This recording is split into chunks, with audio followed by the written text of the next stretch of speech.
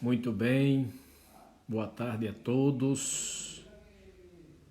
Paz do Senhor Jesus. Jael, Deus abençoe, meu amigo, seja bem-vindo à nossa live. Estamos esperando que os nossos irmãos entrem aí conosco. Glória a Jesus. Rita Maria, Deus abençoe, seja bem-vinda. Peço a vocês, por gentileza, que compartilhem essa live. Hoje vamos receber o reverendo Napoleão Falcão, que vai estar falando sobre a segunda vinda de Jesus. Compartilhe aí com seus amigos, com 15, com 20, com quantos amigos vocês quiserem compartilhar, para que os seus amigos também sejam alcançados pelo ensinamento edificante e poderoso que vai ser transmitido na tarde de hoje. Compartilhem, por favor, no nome de Jesus. Vamos receber o reverendo Napoleão Falcão. Wigner Alencar, Deus abençoe, compartilhe essa live. Daqui a pouco estaremos recebendo o reverendo Napoleão Falcão, que vai estar ministrando para nós nessa tarde sobre a segunda vinda de Jesus, tá? Pastor Napoleão já está conectado conosco. Hermana Estela, Deus la bendiga, hermana. Bienvenida a nuestra live, en el nombre de Jesús. Já vou convidar o Napoleão para entrar. E vamos bater. Ô, meu comandante, paz do Senhor Jesus. João, pastor Jefferson, tudo bom? Tudo bem? E o senhor, como é que está? Tudo bem. Vou ligar aqui para dar mais luz. Tá ok. Pronto. O senhor está mais jovem? Os que confiam no Senhor renovarão. Amém. Meu pastor, é uma alegria ter o senhor conosco nessa live. Para mim é uma honra, o senhor é uma inspiração para os pastores da minha geração. E eu tenho alegria de receber o senhor nessa live. E quero dizer para o senhor que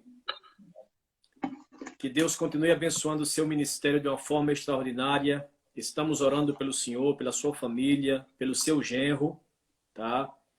E acreditamos que o Senhor está no controle de todas as coisas. Amém. Muito obrigado, pastor Jefferson, pelas palavras de carinho, de estima e consideração. É um prazer muito grande ter a oportunidade de revê-lo desta feita para continuar a divulgação do Evangelho de Cristo Jesus, né? É Nós verdade. fomos, tanto eu como o irmão, fomos chamados para este específico fim, que é a pregação do Evangelho, a edificação da igreja como corpo de Cristo, a salvação do perdido e a glorificação do nome do Senhor. Para isso nós estamos aqui outra vez, disponíveis a Deus e ao Espírito Santo, para levar até os ouvidos das pessoas o som festivo do Evangelho. Amém. Meu pastor, para servir de ponto de partida, porque como hoje o senhor vai estar falando sobre a segunda vinda de Jesus, há mais de 50 anos o senhor prega a palavra do Senhor. E o senhor sabe que a mensagem sobre a volta de Jesus, ela tem sido dizimada dos nossos púlpitos depois do surgimento da teologia da prosperidade. Então, poucos pregadores têm pregado essa mensagem. Fazendo aqui as contas, 50 anos de ministério que o senhor tem de pregação do Evangelho, o senhor começou a pregar aí pelos anos 70, né? E qual é o paralelo, pastor? Porque que o senhor faz do tempo que o senhor começou a pregar, dos anos 70 para os dias atuais? Porque o senhor sabe que antes, quando se falava sobre a volta de Jesus ou sobre qualquer tema escatológico, nós não sabíamos se era a igreja que subia ou se o céu descia. Havia uma atmosfera espiritual muito forte, uma glória extraordinária. Então, eu queria que o Senhor, desde esse ponto de vista, trouxesse aí um paralelo para nós, do tempo que o Senhor começou a pregar para os dias atuais, e aí o Senhor já entrava na mensagem da segunda vinda de Jesus. Pastor Jefferson, na realidade sumária, os valores, na proporção que os dias vão se passando, os valores morais, éticos e espirituais, econômicos, religiosos e políticos vão diminuindo. Isso é o óbvio, porque isso está inserido naquele sonho de Nabucodonosor e naquela interpretação que Daniel deu a ele sobre aquela estátua, na dimensão de 4 reinos consecutivos.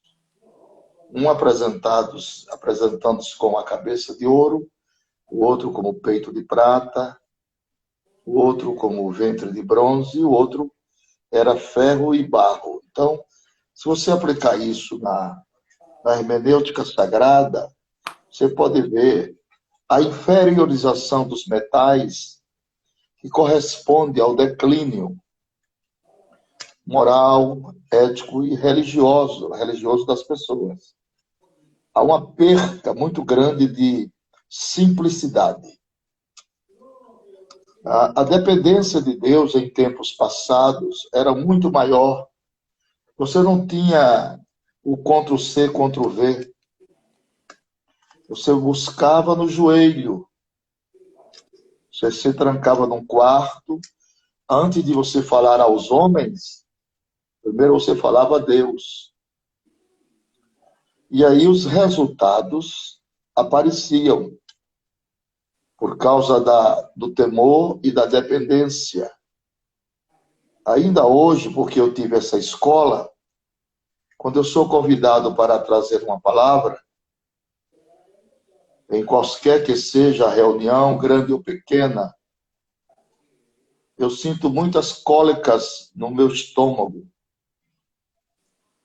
E as minhas mãos ficam geladas.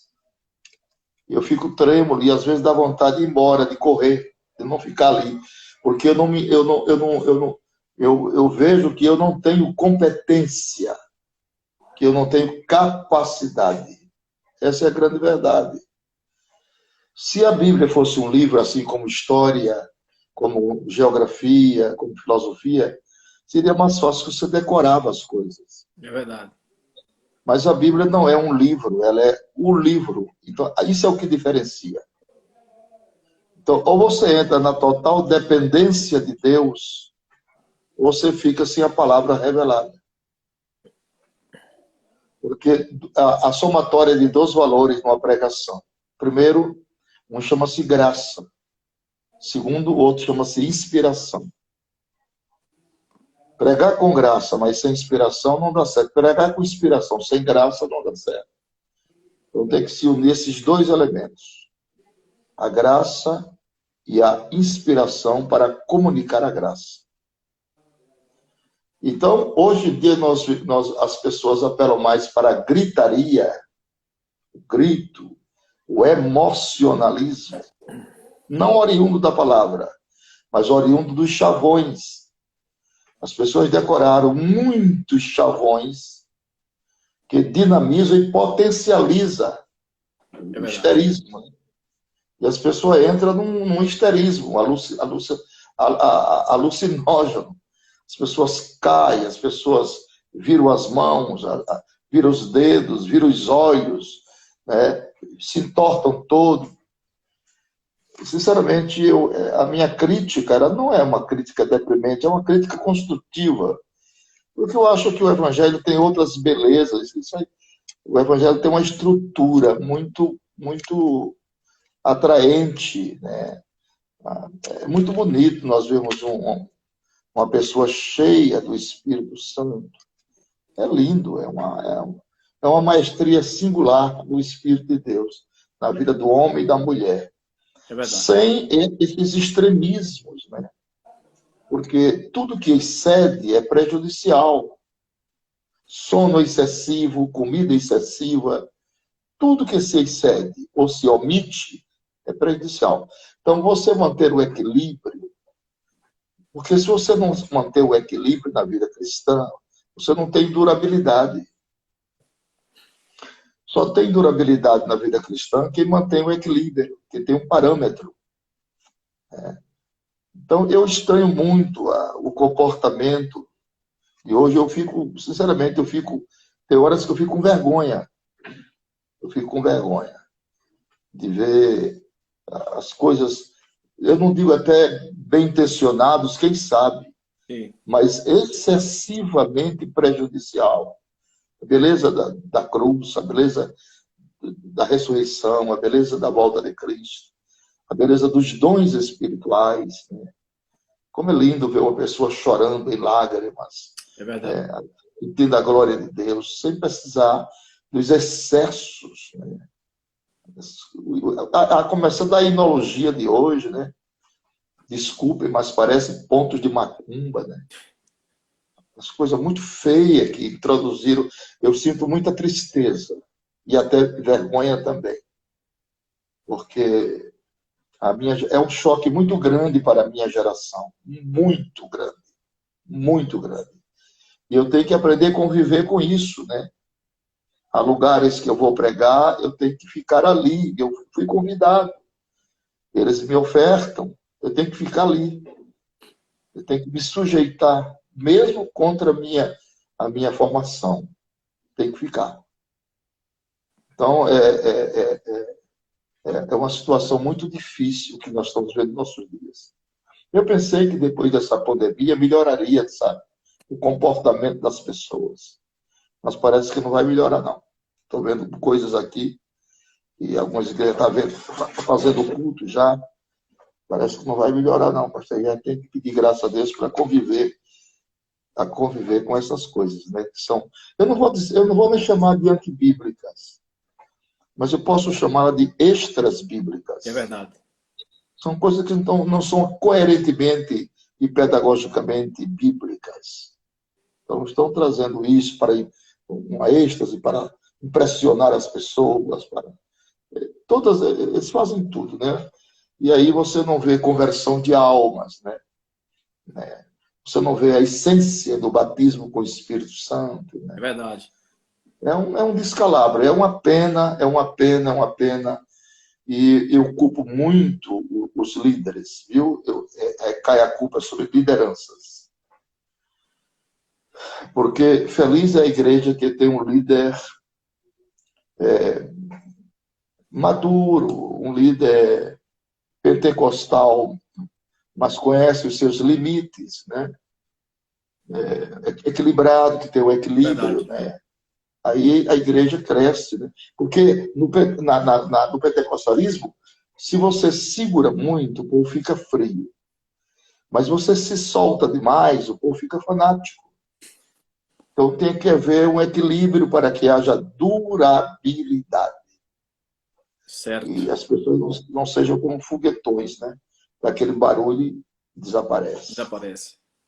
Então tem que ter muito cuidado com isso. Eu sinto muito diferente mesmo. Me Os mandaram, anos. pastor, me mandaram um vídeo ontem de um pregador com uma marreta bem grande assim na mão, a unção da marreta. Aí ele chamava o povo para frente e colocava assim a marreta na cabeça da pessoa, como que se a pessoa estivesse recebendo a unção da marreta. Meu Jesus, aonde estamos chegando?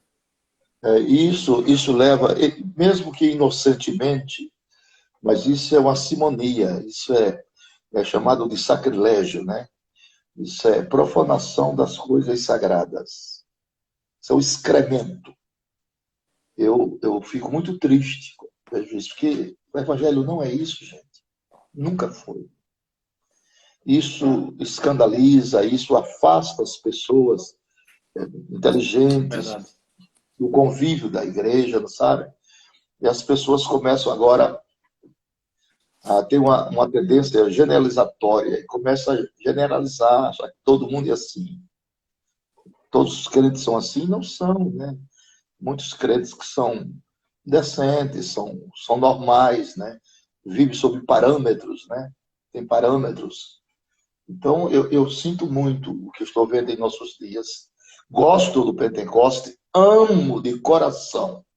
Como eu acho lindo Jesus batizar com o Espírito Santo crianças, novos convertidos, pessoas idosas, né? E acho que é Verdade. muito lindo, né? Não traz escândalo nenhum, poder do Evangelho, os dons espirituais, porque ele processa-se para a edificação da igreja, né?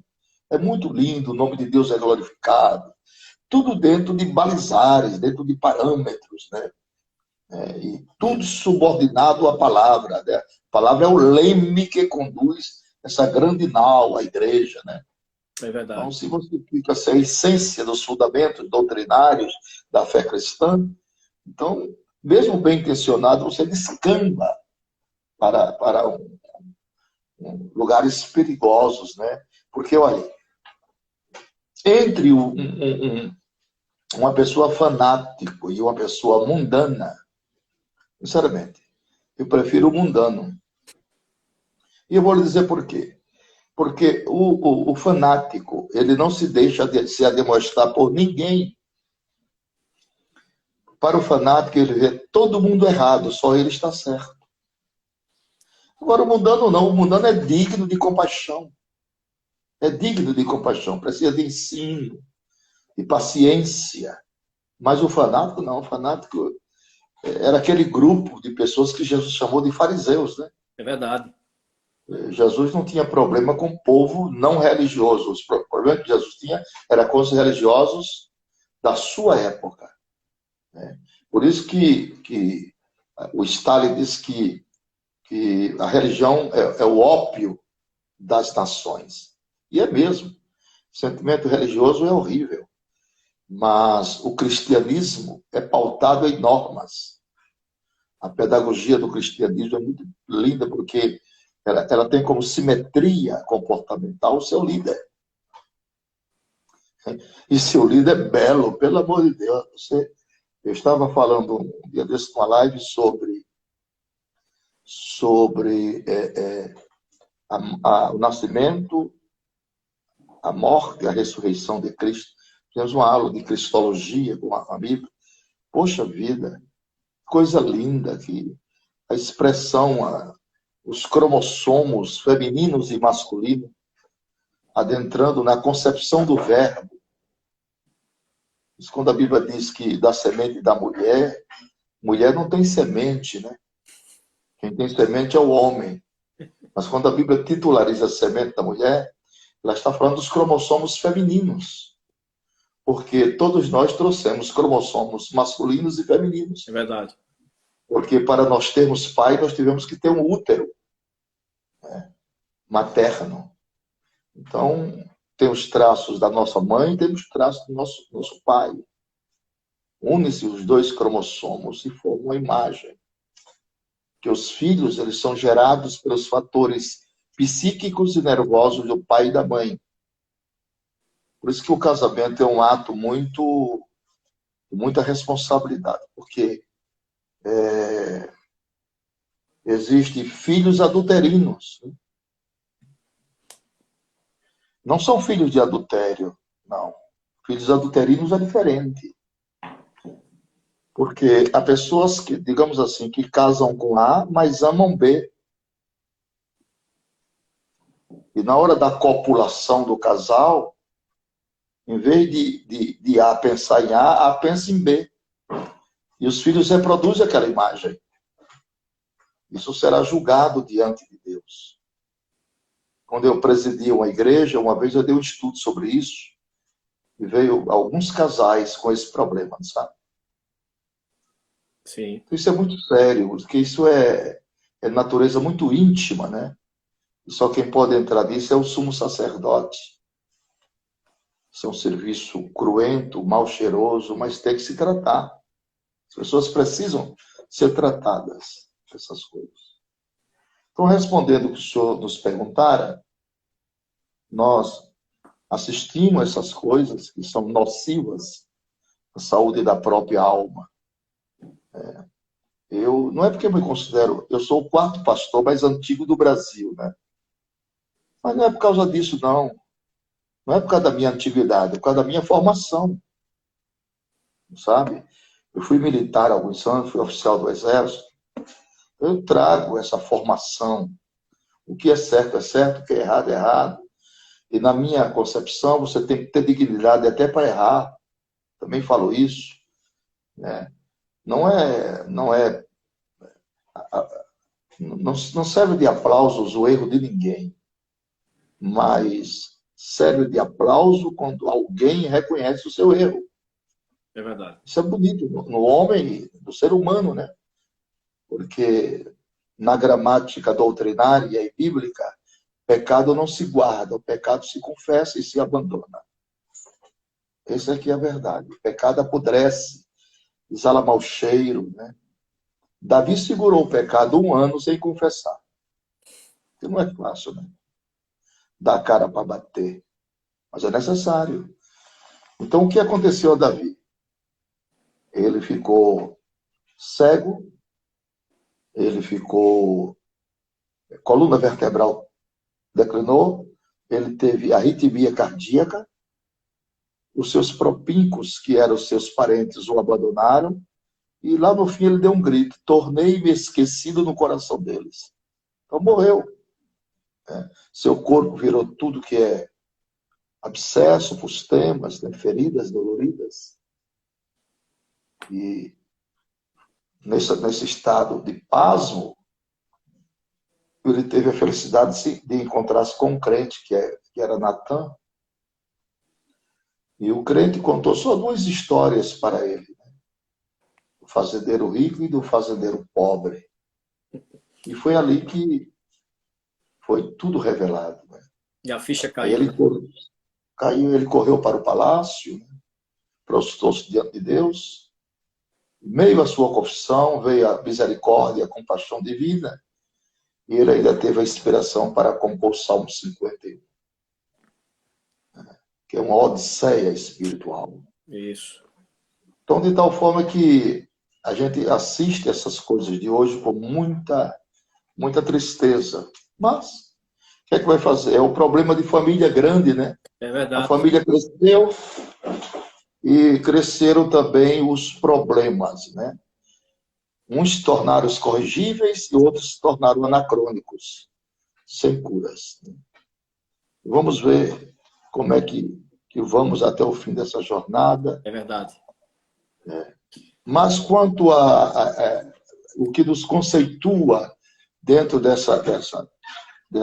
desses teoremas, tchau, meu amor, dentro desses teoremas, a nossa esperança, a relevância fundamental e doutrinária da nossa crença.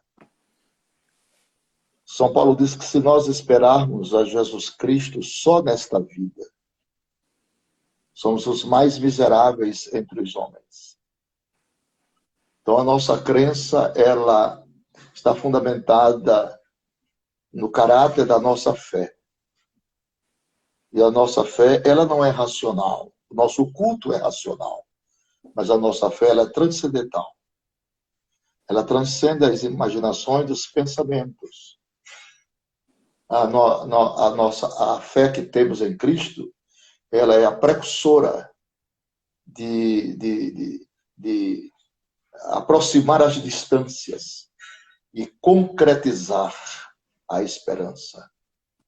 Isso são os predicativos da fé, entre outros mais. Então, por esses predicativos, nós podemos expor a relevância dos sinais. Hoje eu estava aqui eu me levanto cedo, né? E fiz muita coisa. 1, 2, 3, 4, 5, 6, 7, 8, 9, 10, 11. 11 laudas aqui sobre os sinais da vinda de Jesus. Os sinais tem muita coisa ainda para fazer, os sinais da vinda de Jesus. Eu estou querendo escrever um livro nessa pandemia sobre 150 sinais da volta de Cristo. Maravilha. Então, nós estamos vivenciando esses dias ultrajantes, cognominados dias difíceis, tempo do fim, princípio das dores, que marcam, que delineiam o agravamento das crises internacionais, gerado por uma agenda de organizações com o fim de dizimar a humanidade, de destruir os homens da terra, concebidos pela violência que está gravitada, porque a maior guerra que existe é a guerra que está gravitada do mundo imaginário dos homens, né? Porque é daqui que procedem as saídas da vida. É verdade. Então, a guerra atômica é gerenciada na mente. A guerra bacteriológica é gerenciada na mente. Então, todas essas guerras, tragédias, desencontros, fome, epidêmicas e mais coisas, são gerenciadas pela mente do homem. A intuição do coração do homem é inclinada sempre para o mal. Então, mas essas coisas são cabíveis. Cabíveis porque ela se conceitua dentro dos parâmetros proféticos. Então, se não houvesse essas coisas que nós não gostamos, mas tem que haver, a palavra de Deus não teria o seu definitivo cumprimento. Então, Deus usa os elementos antagônicos para cumprir a palavra. Por exemplo, tem 4 anjos que estão presos, 4 demônios, desculpe, que estão presos junto ao rio Eufrates. Estão presos. Eles estão proibidos de exercer ações. Mas Deus vai soltar eles na batalha do Armagedão para cumprir os desígnios e os propósitos de Deus inserido dentro das profecias. Então, Deus usa o antagonismo da nossa própria razão para a palavra se cumprir. É verdade. Aquilo que nós entendemos com Deus trazendo à existência o inexistente, né? Explicando o inexplicável e tornando o ordinário em extraordinário para que a palavra se cumpra. Todos têm que chegar aqui. Pretos, brancos, ricos, pobres, sábios, ignorantes, todos têm que chegar aqui.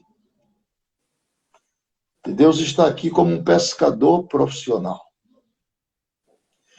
Pescador profissional, quando o peixe é fisgado, ele não tem nem pressa para puxar. Com calma. E às vezes ele dá até linha para cansar o peixe e depois puxar. Assim é Deus. Toda a humanidade está na fisga de Deus. Toda a humanidade está no anzol de Deus. A hora que Ele quiser, Ele vai puxar. Aleluia. E então, nós acreditamos, não porque temos um sentimento religioso fascinante, não, mas porque temos alguma familiaridade com as Escrituras e lendo a palavra de Deus, meditando, nós detectamos quase 2.000 alusões à volta de Cristo. Do Velho Testamento ao Novo, você encontra a volta de Cristo nos profetas maiores, nos profetas menores, nos Salmos, né? Nos Evangelhos, nas Epístolas, no Apocalipse. Né? Para onde você se volta aqui, você depara com versículos apontando direcionalmente um cetro que vem de Judá, uma estrela que vem de... Tudo apontando para a volta de Cristo. Então, nós estamos bastante conscientes de que a vinda de Cristo que, infelizmente, as pessoas que pregam não falaram mais, agora que estão falando, eu não sei quantas fitas de pregação tem minhas sobre a vinda de Cristo, de fita cassete, aquelas VHS, DVD e CD, não sei, são milhares. Porque sempre o Espírito Santo me inclinou para esse fim. Me inclinou. Eu estou falando uma coisa, daqui a pouco o Espírito Santo... Porque eu tive um sonho uma vez, há muitos anos. Este sonho foi tão forte que eu não suportei, eu caí da cama. Porque era um sonho com vozes que diziam: fala mais alto ao mundo sobre as 5 virgens loucas. Glória a Deus. Grita mais alto para que eu possa salvá-las em tempo hábil. Sai pelo mundo. O meu propósito é salvá-las, as loucas, cujo pecado foi a negligência. Então, há muita gente negligenciando a sua própria fé, não levando a sério, né? Virou uma brincadeira. É verdade. Até o linguajar. Meu irmão, eu não sei. Eu acho que eu sou o crente mais quadrado do mundo. Porque eu não consigo certo tipo de linguagem. Eu não consigo. Mesmo que eu queira. Não consigo. Esse vernáculo de gíria, esse vernáculo de sei o quê, você está ferrado. Isso para mim chega a dar uma tristeza no meu coração, só de falar. Eu não aprendi, eu fui doutrinado. Fui doutrinado por homens muito coerentes. Muito coerentes. Eu posso fazer uma coisa errada, mas eu não aprendi errado. Não aprendi. Os homens que me ensinaram, eles ensinavam não só com as palavras, eles ensinavam com sua própria vida. A vivência deles era um culto de doutrina. O que dizer de Samuel Nistro? O que dizer de Nelis Nelson? O que dizer de Otto Nelson? O que dizer de Emílio Conde? O que dizer de Alcebias Pereira Vasconcelos? Eu trago a lume porque eles são paradigmas referenciais de homens crentes. Verdade. Então, foi essa escola que eu vivi 30 anos. Então, eu não tenho condições de retroceder, me colocar aí num grupo de só pastores presidentes. Mas quando eu olhei agora, já vi um linguajar que eu não gosto. Eu não gosto. Então, eu não sou palmatória do mundo. Se eu não gosto, eu me retiro. Não sei ficar debatendo com ninguém. Não é debatendo com ninguém. Então, meu amado e querido pastor Jefferson, nós estamos vivendo, nós cremos na volta de Cristo, com todo o nosso coração. Eu vou ler um texto aqui para dar sonância. Está escrito em Mateus capítulo 24, verso 44. Por isso estáis vós apercebidos ou atentos. Apercebidos ou atentos também, porque o Filho do Homem há de vir a hora em que não penseis. Então existe, ele joga aqui para as proposituras, olha como foi no dia de Noé, olha como foi no dia de Ló. Ele mostra a evidência dos fatos que nós estamos vivenciando hoje.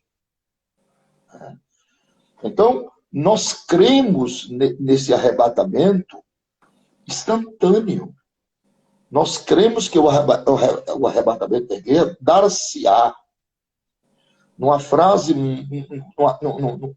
num circuito de tempo muito diminuto. Estais vós atentos, apercebidos, vigilantes. O Filho do Homem virá a hora em que não penseis. Então, súbito.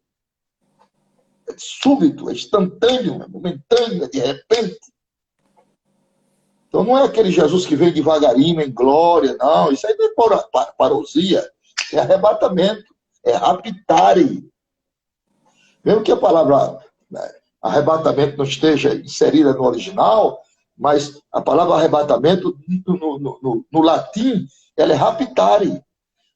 Raptare é tirar com violência de um lugar para outro. Então, A igreja será tirada rápido, num abrir e piscar de olhos. Nós cremos nisso.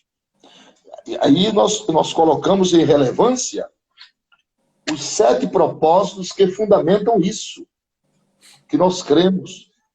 Então, 7 propósitos. Quais são eles?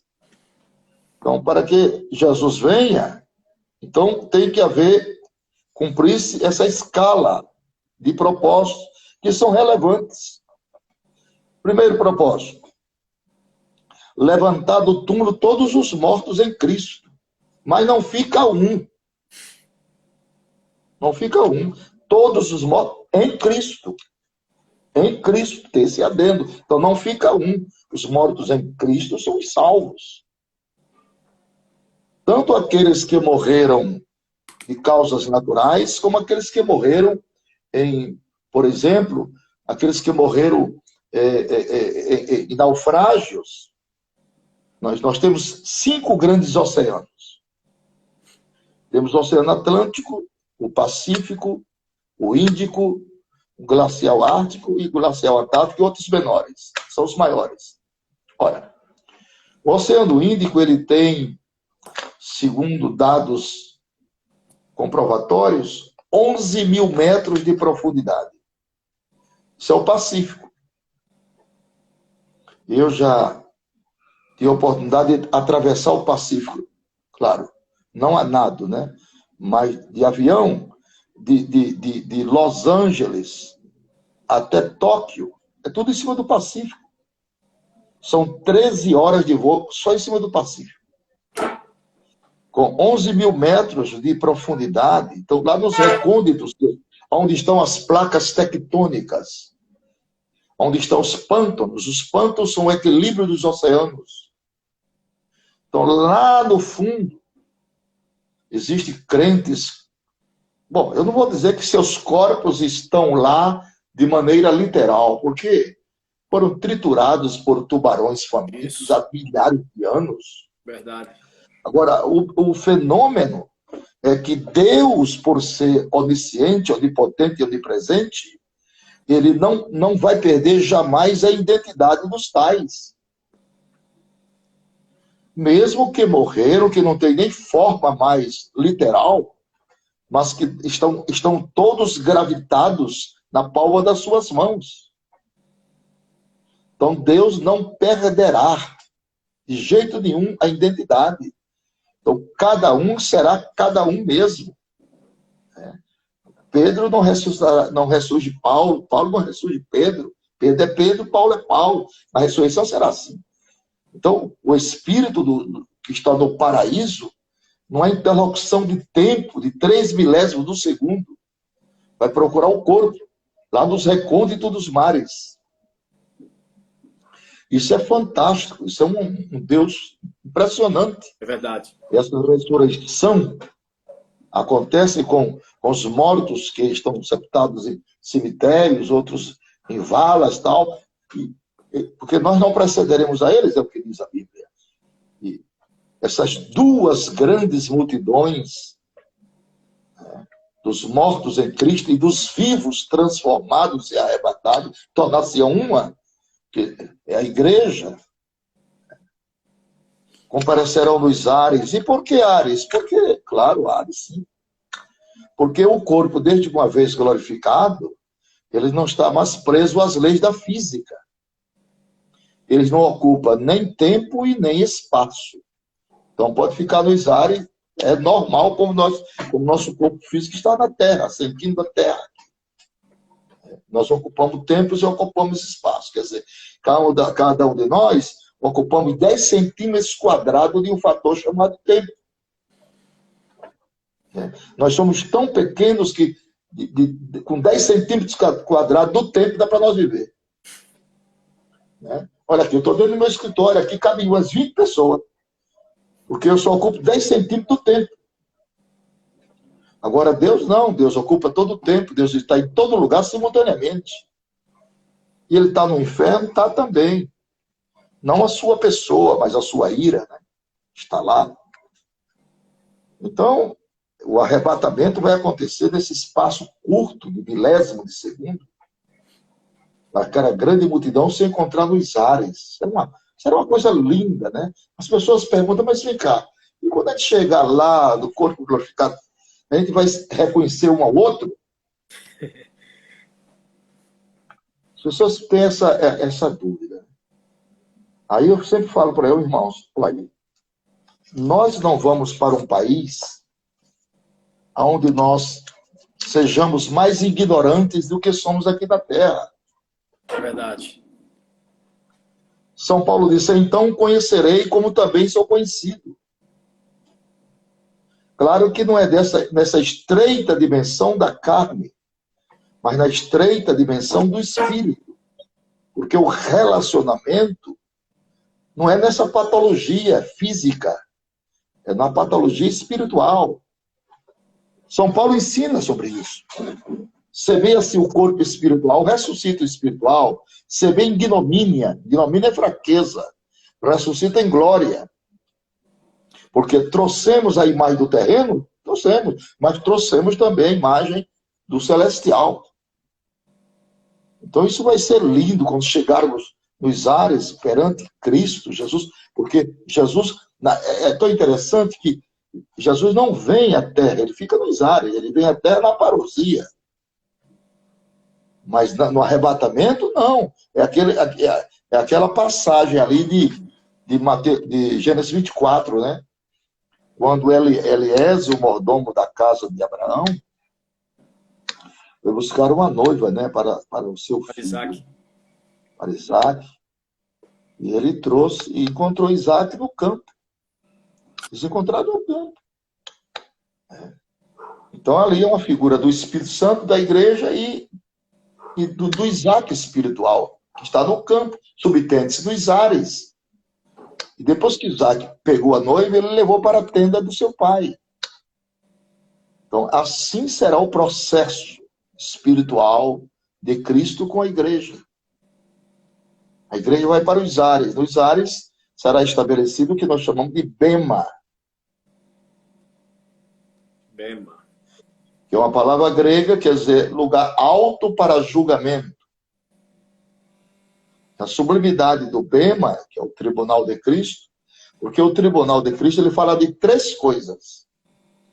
Ele fala primeiro de bondade, segundo ele fala de justiça, e terceiro ele fala de soberania de Deus. São três cláusulas importantes. A bondade, a justiça e a soberania de Deus. Então, nesse tribunal de Cristo, haverá as duas grandes multidões, a multidão de salvos, que terão a pedra branca, eu dou o nome, e a multidão de mártires, que portarão palma nas suas mãos. Apocalipse 7, verso 9. Que houve aquela pergunta, mas vem cá, esses de branco, quem são? Eles vieram de onde? Aí a própria palavra responde no 14. Estes são os que vieram, não fala da grande tribulação, fala de grande tribulação. Eles vieram de todas as tribulações vigentes, desde a época da período das trevas, período medieval, noite de São Bartolomeu na França, Coliseu Romano e tantos outros mais, Praça Vermelha de Mao Tse-tung, que mandou matar os pastores e queimou as Bíblias. Então são os mártires que comparecerão perante o Senhor.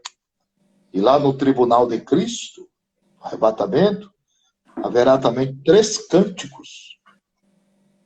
O cântico de Moisés, o cântico do Cordeiro e o cântico dos remidos. Será muito lindo isso. Agora, o linguajar da eternidade, é preciso que a pessoa entre nessa dimensão espiritual para entender. Senão ele tem choque. O linguajar da eternidade não são linguajar das palavras. São linguajar que ocorre pelo olhar. Lá não precisa você abrir a boca para falar comigo e eu dizer, fala de novo que eu não entendi. Não. Lá tudo se entenderá, porque lá é perfeição. Lá você ouve como se estivesse ouvidos, lá você vê como se estivesse olhos, lá você fala como se estivesse boca. No olhar, nós vamos nos comunicar e dizermos uns para os outros: valeu a pena, valeu a pena. Glória a Deus. Aquilo que os olhos não viram, que os ouvidos não escutaram, que o coração dos homens não desceu, são essas coisas que Deus preparou para aqueles que o amam. Então vai ser muito bonito o Bema.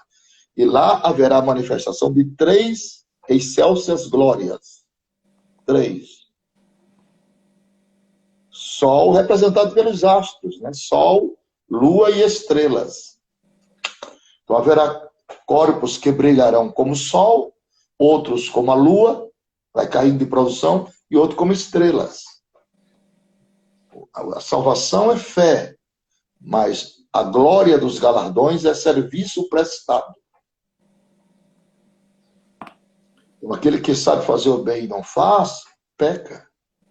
O serviço que tem peso diante de Deus não é quantos templos eu construí, é quantas almas eu ganhei. É isso que tem peso de glória diante de Deus. Porque quem faz o homem se converter dos seus caminhos, seus maus caminhos, apaga a multidão de pecados e alegra os anjos do céu. Esse é o valor. Então as pessoas ficam nessa gritaria o tempo todo, mas não ganham almas. É uma gritaria o tempo todo, mas cadê as almas? Quantas almas tu gerasses para Cristo? Tu perdestes o amor pelo perdido? Tu não te compadece do homem que está caminhando a passos largos para o juízo final, o trono branco? Essas vozes parturientes não te inquietam? Ninguém poderá os livrar após a morte. Segue-se o juízo. Então essas coisas que as pessoas não estão prestando atenção. O evangelho com isso incha, mas para de crescer. Porque ele só cresce quando se gera. Está faltando útero materno, espiritual, para gerar filhos. Verdade. Está faltando peito para amamentar crianças novas convertidas. Então tudo isso tem que ser observado, porque o nosso déficit como igreja é muito grande. Nós temos hoje 8 bilhões de seres humanos na Terra, espalhados em 5 continentes e 7 mares. Mas só 1,5 bilhão são chamados de cristãos. Entre eles estão os evangélicos e os católicos. 1,5 bi. Então o déficit é 6,5 bi de perdidos. Então precisamos tomar outra postura na vida e pararmos de degladiamento uns com os outros e ganharmos almas, falarmos de Jesus. Mas não dá para ele, não fala só para um. Eu, quando lá passei uma época na minha vida que ninguém queria sair para evangelizar.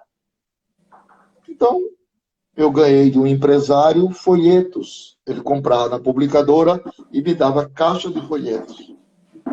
Eu pegava aqueles folhetos, colocava numa sacolinha e saía de casa em casa, distribuindo folheto. Bom dia, bom dia. Um folhetinho da palavra de Deus, o senhor aceita? A senhora aceita? Sim, senhor aceita. A senhora pode me servir um copo com água? E daquela água eu falava do amor de Jesus. Já andava com o meu caderninho para anotar o nome e levar para o meu pastor.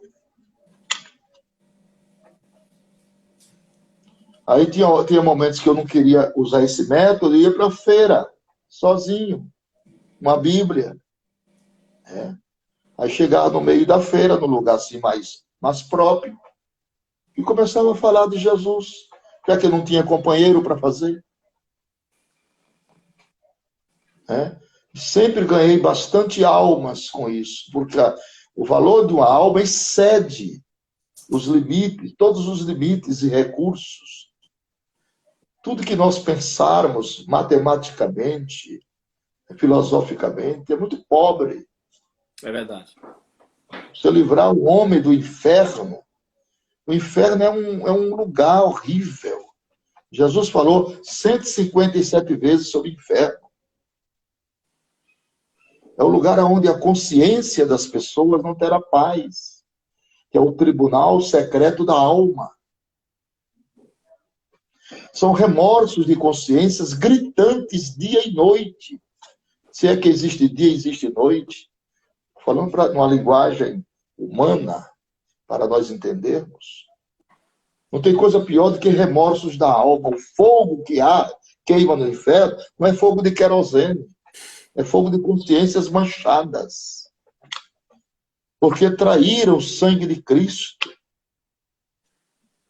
Porque tiveram oportunidade e procrastinaram a sua decisão. Então é uma responsabilidade muito grande.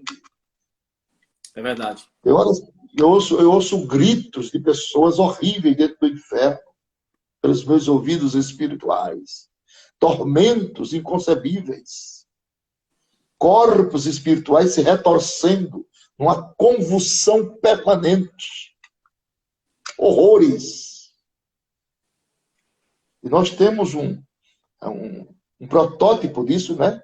Lá em Lucas capítulo 16 e verso 22 em diante. Aí tem um protótipo de como será o inferno, né? Então temos que gerenciar isso e procurar tirar o maior número de pessoas de lá. Criarmos meios, mecanismos, fazermos qualquer coisa, método, dentro do nosso campo imaginário, para tirar alguém de lá. Arrebatar as almas do inferno. Do inferno, aborrecendo até a roupa manchada do sangue. Então, a eternidade, para aqueles que aceitaram Jesus como seu Salvador e Senhor, eles não tem felicidade maior do que essa, gente. Independente das doenças, dos problemas, da escassez, a salvação é intocável, é inviolável e é inquestionável. Independe do câncer, da cegueira, da paralisia, da nudez, depende de tudo isso.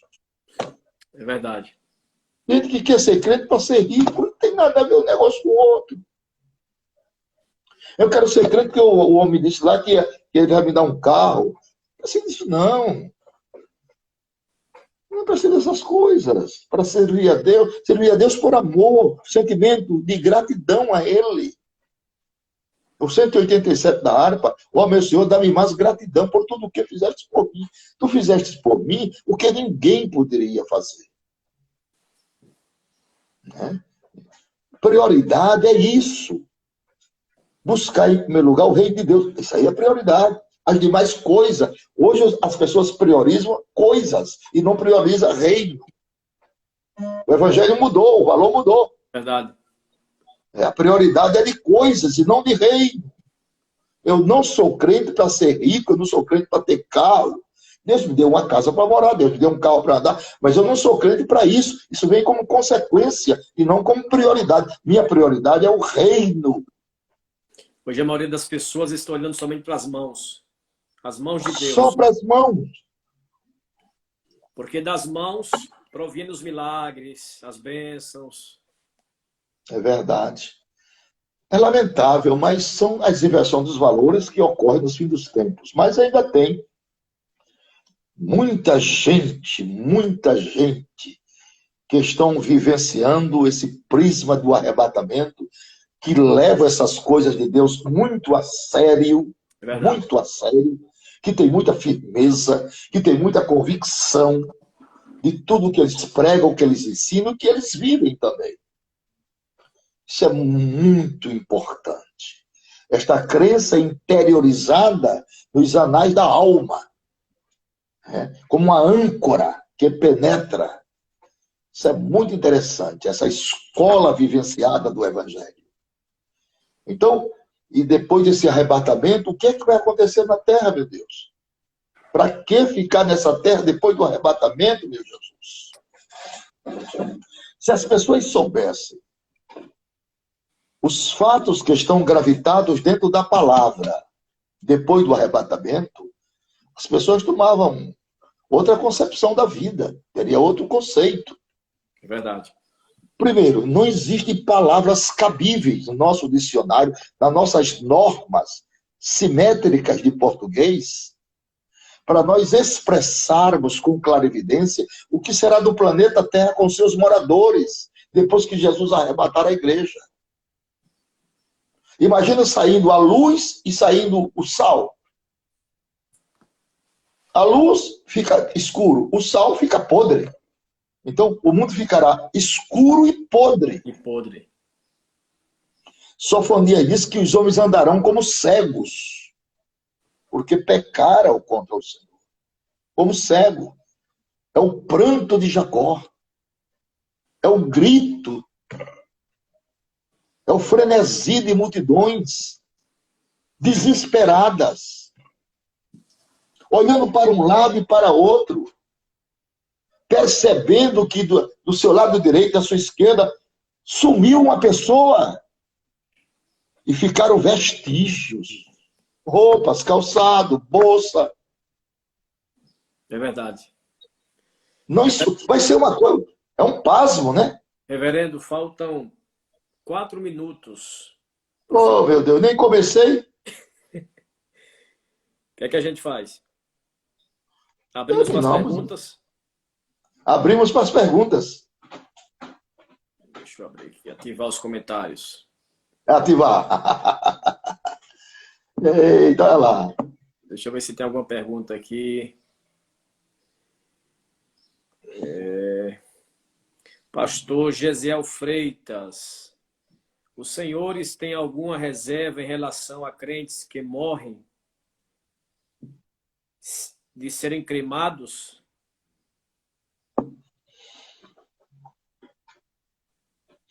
Eu não tenho nenhuma reserva porque pode acontecer o que quiser, queimar, comer tubarão. A identidade dele, Deus não pede. Está tudo gravitado aqui, na palma das mãos. É verdade.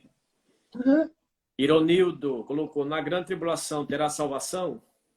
Muita gente será, mas é salvação demais, é salvação para valer, muita. Eu vou te dar, Ivanildo, para você ler na sua casa agora, Apocalipse capítulo 14, verso 6, viu? São 3 anjos que pregam o evangelho eterno para promover salvação. Apocalipse 14, verso 6 em diante. Bom, reverendo, vai cair a live. Muito obrigado pelo seu tempo. Passamos um tempo precioso. Deus continue lhe abençoando, lhe dando da tua graça. Que o Senhor continue sendo esse atalaia para anunciar a volta de Jesus Cristo. Um abração. Amém. Um beijo. Depois marque outra live para falar do assunto que hoje não deu. Marcamos sim. Um abração. Paz do Senhor, pastor Gé. Deus abençoe. Obrigado. Amém. Amém. Bom, queridos, tivemos uma live poderosa com o pastor Napoleão. Deus abençoe a todos. Aos irmãos que ainda não me seguem, entra aí no meu Instagram, me sigam. Amanhã estaremos recebendo o pastor Elinaldo Renovato de Lima, que vai falar sobre o reino milenial e o juízo final. Então entra no meu Instagram, me segue aí e não perde. Amanhã às 5 horas, 17 horas, receberemos o pastor Elinaldo Renovato de Lima. Deus abençoe a todos. Muito obrigado por vocês estarem conosco nesta live e que a paz de Deus esteja com vocês. Deus abençoe. Obrigado.